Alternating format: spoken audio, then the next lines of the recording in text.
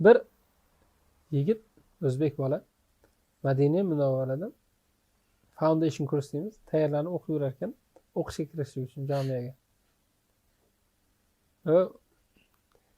Bir kun pul yig'ib rosa orzu qilib yurgan bir brend krossovka sotib oldi.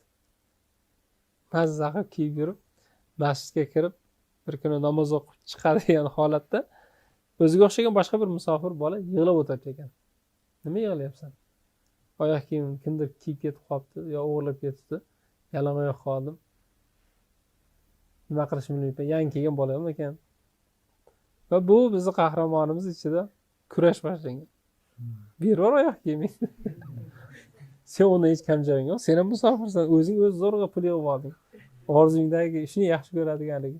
Krossovkang diyor. Berasanmi diyor. Berma. Oxir shab ko'zini yumib, Xudoning roziligi uchun mana shu bolaning bir hojatini chiqaray deb berib yubordi. O'zi yalang'oq ketgan. Aytadiki, Ahmad Usmon aka aytib beryapti. Hali bola aytadi, hayotimdagi 20 ta juda katta ishlarni mana shu krossovka orqali bitirib oldim. Vasila degan juda go'zal narsa bor o'sha. G'or sohiblari keladi, tosh yopib qo'yganda 3 ta qilgan solih amallarini o'rtaga qo'yganda ochiladi. Bu bor narsa, islomda ulug'larimiz aytgan. Hali bola duo qilar ekan. O'qishga kirish kerak. Ey Xudoyim. O'sha kuni masjidda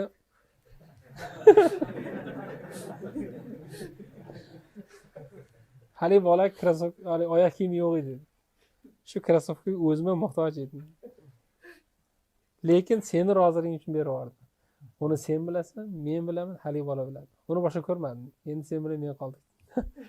Shu krossovkani agar haqiqatda dargohingda qabul qilgan bo'lsang, men o'qishga kirishim kerak. Shu o'rtaga qo'yib so'rayman, vasila qilib kirib ketayin. O'qishga kirib ketdim dedi.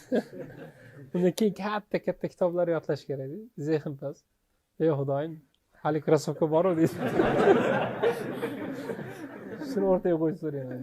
Hammasini yodlashga menga himmat bergan. Qancha ilm olgan. Bitirishim kerak esonaman. Ey Allohim. Hali krossovka o'rtaga qo'yib so'rayman dedi. Esonaman bitirib olay. Keyin uylandim dedi. Uy oldim, mashina oldim. Har safar katta bir narsaga erishmoqchi bo'lsa yo bir mushkulot boshimga tushadigan bo'lsa, darrov duoga o'tiraman. Xudoyim, hali krossovka. Eshitganimdan keyin o'zim o'ylanib qoldimda, seni hayotda shunaqa krossovkang bormi? Odamlarga ovoza qilmagan birorta maxfiy amalingiz bormi? O'ylab qarang-da,